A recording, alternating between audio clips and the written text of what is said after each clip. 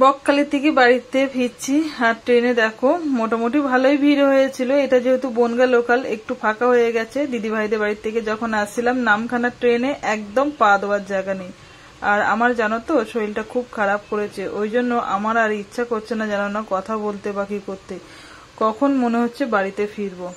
তো যাই হোক বন্ধুরা, সকাল তো হয়ে গেছে। গুড মর্নিং, কেমন আছো সবাই? আশা করি সকলে ভালো আছো, সুস্থ আছো। আর আমি মোটামুটি ভালো আছি, ভালো তো নেই, প্রথমেই বললাম শরীর খারাপ করেছে। তো যাই হোক ট্রেনে একটু আমলকি কিনেছি, মানে মুখটা ভালো লাগছে না বলে, সেই কারণে। তো বাড়িতে এসে বেশ খানিকক্ষণ ঘুমিয়ে নিয়ে রেস্ট নিয়ে নিয়েছি। বুঝতেই পারছো ঘুরতে বেড়াতে গেলে কি অবস্থা হয়, বাড়ি এসেই সংসারের সমস্ত কাজ একদম তাকিয়ে থাকে আমার দিকে। তো যতটা জামা কাপড় দেখছো এখনো অতটা জামা কাপড় রয়েছে, যেহেতু বাড়ি পরা জামা কাপড় বেশ খানিকটা ছিল, তারপরে ঘুরতে গেছিলাম, সেসব জামা কাপড় আছে। তো সমস্ত কাচতে দিয়েছিলাম মেশিনে, বাদ বাকি এদিকে সমস্ত কাজ আমার কমপ্লিট হয়ে গেছে। আর এদিকে দেখো পরি যেহেতু দুদিন বাড়িতে ছিল না, ওর ভাইজিকে সকাল না হতেই একদম নিয়ে চলে আসলো ওর বিছানায় নিয়ে। ওকে বসিয়ে দেবে পাশে, তারপরে কিন্তু বই নিয়ে বসবে। বই নিয়ে কিন্তু পড়তে বসে পড়েছে। আর ও দেখো এসে পিসির কাছে একবার খাতা একবার বই এটা নিয়ে টানাটানি করছে। তো যাই হোক কয়েকদিন বাড়িতে ছিলাম না, বাড়ির কাজকর্ম সব যেন পড়ে রইল। সকালবেলা শুরু হয়েছে আর ভাবছি কোন কাজটা আগে করব, বুঝতে পারছি না। এদিকে কিন্তু ভাত বসিয়ে দিয়েছিলাম জানো তো, দিয়ে বেশ খানিকটা কাচাকুচি করতে মেশিনে দিয়েছি, সেইগুলো শুকিয়ে মানে কাঁচা হয়ে গেছে। তো কাচতে দিয়ে এদিকে আমি আবার বাসন কোসনগুলো মেজে নিয়েছি। ভাত কিন্তু প্রায় হয়ে এসছে। আর তোমাদের দাদা কালকে মাছ এনেছিল, তেলাপিয়া মাছ, তো কয়েক পিস কম আছে বলে আবার পাড়াতে মাছ এনেছিল, তো পাড়ার থেকে একটা চারাপোনা নিয়ে নিয়েছি। একদম এত পরিমাণে গরম পড়েছে কি বলবো, হালকা পাতলা রান্না করব। তো কলা আছে, পেঁপে আছে, কলা পেঁপে আলু দিয়ে পাতলা ঝোল করব। আর মাছ যখন ভাবছি তখন মনে মনে ভাবছি যে যদি একটু থানকুনি পাতা হতো তাহলে বেশ হতো, যেহেতু আমাদের বাড়ির মধ্যে কোনো থানকুনি গাছ বা পাতা নেই। যাই হোক, তো পিছনে মাঠ আছে, ভাবছি মাঠে তুলতে যাব। আর এদিকে হচ্ছে এটা গিমে শাক, তো ভাবছি গরমে একটু তিতো তিতো করলে কিন্তু বেশ ভালো লাগে ভাত খেতে। আর গিমে শাক চচ্চড়িটা প্রায় আমরা খাই আর বেশ ভালো লাগে, যেহেতু উচ্ছেটা বেশি তিতো লাগে আর গিমে শাকটা কিন্তু একটু তিতো কম লাগে। যাই হোক আগের দিনে রাতে অনেকটা পান্তা ভাত ছিল, তো ভাবলাম গরমে কিন্তু পান্তা ভাত খেতে বেশ ভালো লাগে। একটু আলু ভাজা করেছিলাম রাতে, তো আলু ভাজা রয়ে গিয়েছিল। আর সকালবেলা ওই তেলাপিয়া মাছ একটু ভেজে নিয়েছি। তো অনেকটাই ভাত আছে জানো তো, যা আছে আমাদের 3 জনের হয়ে যাবে। একটু মাছ ভাজা দিয়ে খাবো বলে মাছগুলো আগে ভেজে নিয়েছি। আর দেখো এদিকে ধনে, গোলমরিচ আর জিরে এইগুলো একটু বেটে নেব, যেহেতু কলা পেঁপের তরকারিতে একটু হালকা জিরে বাটা দিয়ে খেলে কিন্তু বেশ ভালো লাগে।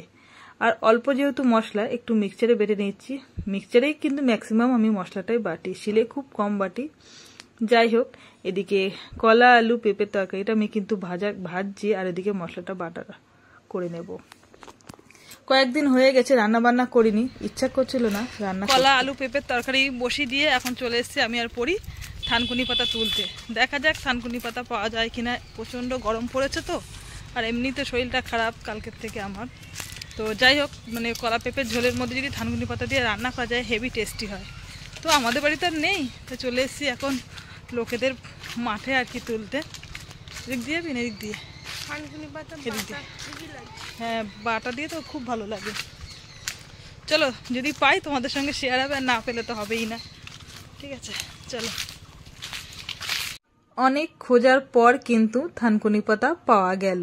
আর এই গরমে থানকুনি পাতার তরকারি খেলে কিন্তু বেশ পেটটা ঠান্ডা থাকে জানো তো। আর এইভাবে সারা গরমকালটাই কিন্তু আমি রান্না করে থাকি। প্রত্যেকটা ঝোলে কিন্তু বিশেষ করে মাছের ঝোলে থানকুনি পাতা দিলে কিন্তু শরীরটা বেশ ভালো থাকে। তো তোমরা পারলে এই গরমে কিন্তু এইভাবে রান্নাটা করো, তাহলে কিন্তু প্রত্যেকের শরীর ভালো থাকবে। এই রান্নার টিপসটা দিলাম, তোমাদের কেমন লাগলো অবশ্যই বলবে। অনেকে বাটা করেও খেতে পারো, অনেকে ঝোলে পাতলা ঝোলে ছেড়ে দিয়েও খেতে পারো।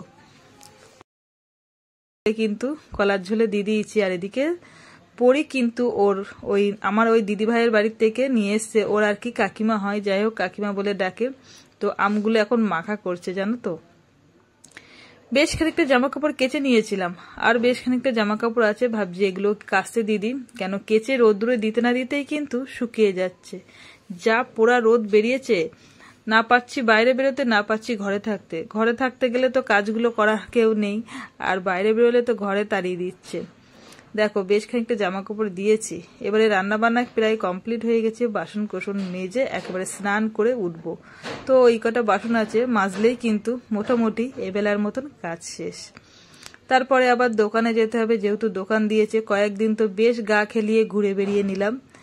দোকান না দিলে খাবো কি, যেহেতু আমাদের দোকানের উপরে সংসার, তোমরা তো জানোই। তো সেই কারণে দোকান দিতে হবে। প্রচন্ড গরম পড়েছে, তোমাদের দাদা বলছিল আজকে যদি ছুটি হতো ভালো হতো, কিন্তু কি করব বলো।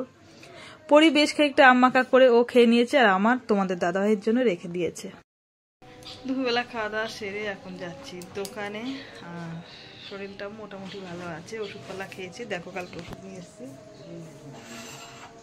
এই একটাই 2 রকম, আর এই 1 রকম 3 রকম, এই 3 রকম ওষুধ দিয়েছে। আর আগে তো এই ওষুধগুলো খাচ্ছিলাম, তো মোটামুটি ঠিকঠাক আছি।